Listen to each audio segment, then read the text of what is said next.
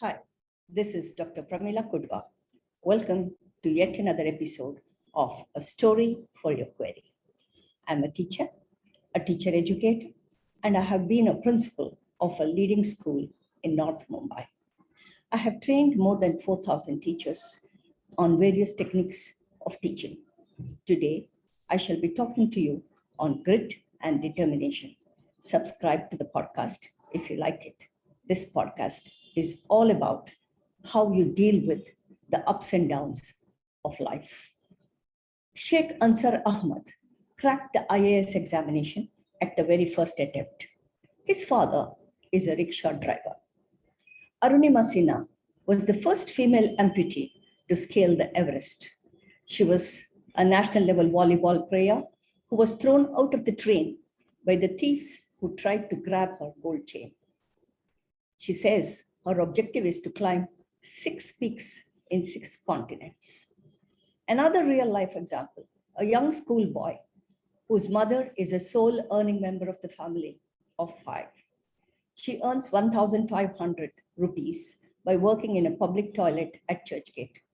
Every morning, he gets up at 5 o'clock with his mother, travels to Churchgate, goes to school, and the only meal he gets in a day is at 10:40 a.m. when Ratnanidhi Foundation gives him the midday meal at school. He sleeps on the footpath after school while his mother works, studies under the night lamp, and he wants to join the police force when he grows up. What do these people have in common? What they have is grit and perseverance to fight the odds and succeed. What is grit? According to Angela Duckworth, the psychologist and researcher who coined the term, grit is passion and perseverance for long-term goals and meaningful goals. Grit is also perseverance, which means it can be referred to, I would call it stick-to-itiveness. It continues to help you to work, whether you're experiencing difficulty or failure.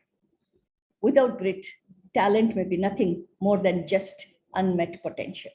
In other words, grit means being mentally tough. How do you develop this? Step 1, define what grit or mental toughness means to you.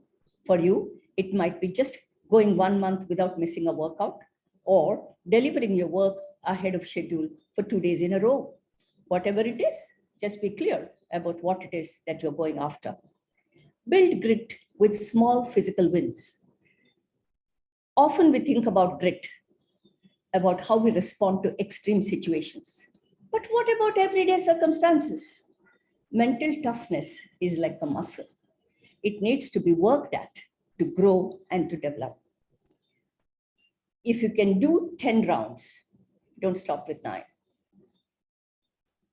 Choose to create when it is easier to consume.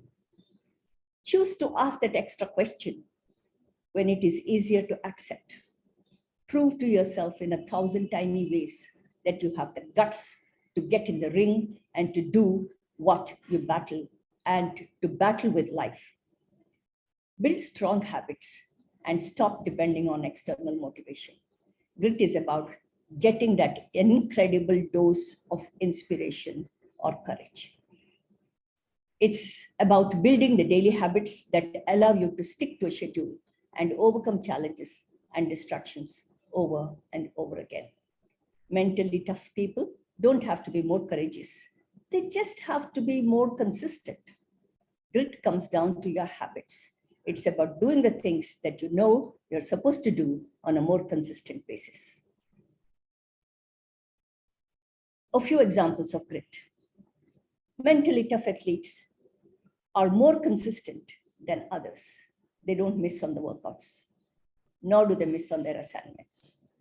Mentally tough leaders are also more consistent than their peers. They have a clear goal and they work towards it each day. They make a habit of building up the people around them, not just once, but over and over and over again.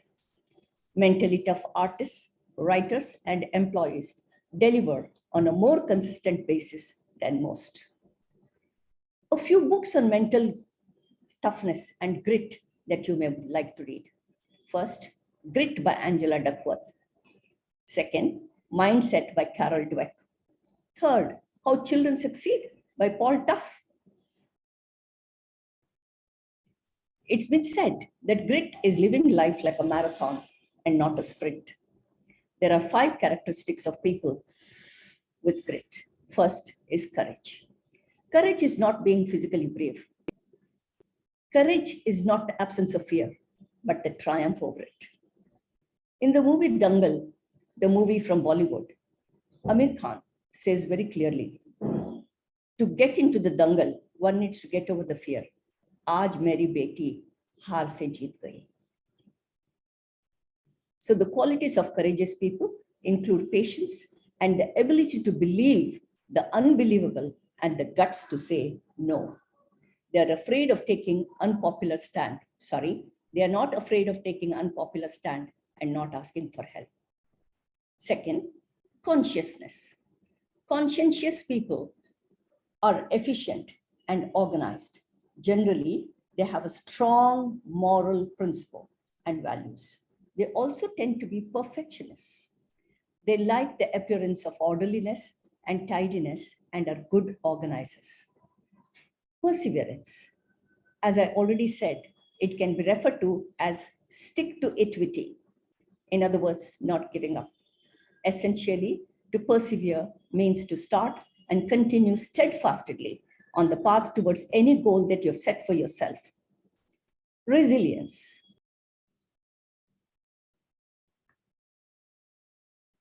Resilience. Resilience is nothing but toughness, the ability to get up and start moving ahead, no matter what the problem is. Resilient people tend to have a strong moral compass and set of beliefs that cannot be shattered. They cultivate self-awareness and practice mindfulness. They surrender themselves to the life's ups and downs and adjust their attitudes and goals according to the size of the wave that they are currently riding.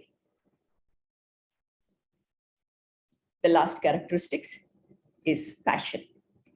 Passion creates excellence when mediocrity does not work. Passionate people have a deep sense of purpose and are often selfless in their actions.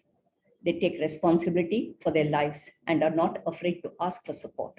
Passionate people recognize when they're in the driver's seat and they travel on their journey of life. This brings to mind a story from Mahabharata. Karna asked Lord Krishna, "My mother left me the moment I was born. Is it my fault that I was born an illegitimate child? I did not get education from Dronacharya because I was considered not a Kshatriya.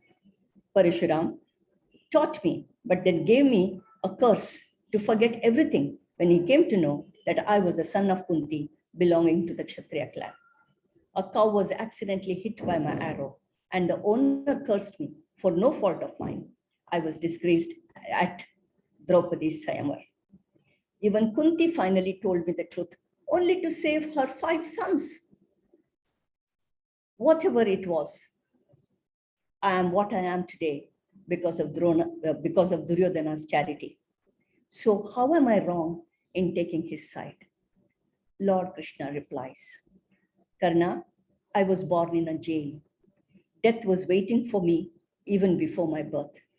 The night I was born, I was separated from my birth, from my parents. From childhood, you grew up listening to the noise of swords, chariots, horses, bows and arrows. I only got to hear about the cows, the mooing of the cows, saw dung, multiple attempts on my life was made even before I could walk.